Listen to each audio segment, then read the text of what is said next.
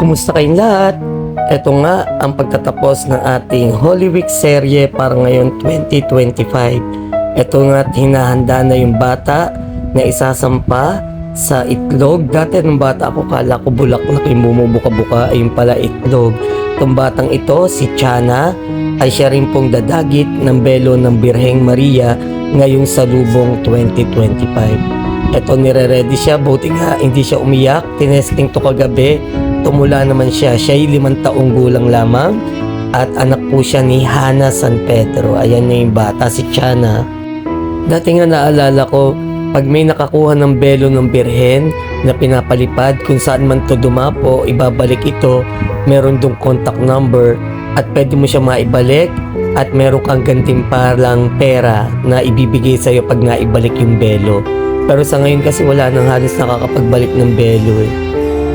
Sa part na ito, sinara na yung itlog dahil nandyan na yung mismong prosesyon. Ngayong taon, ginanap ito sa tapat na mismo ng simbahan, hindi na po sa labas ng kalsada. Ito, papasok na yung mga sakristan. Ang maganda dito sa Napindan na preserve talaga din yung mga tradisyon na nasimulan pa noon na nagpapatuloy pa rin hanggang sa ngayon. Tulad ng mga pagsayaw ng pagbati, ang pagtula ng pagdakit ng angel.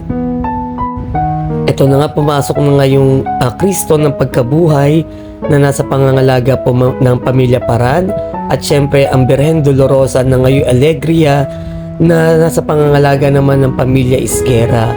Ito nga palang Kristo ng pagkabuhay, ito yung bago na po ito dahil yung matandang resusitado na pangangalaga ng Paran ay nagretiro na po.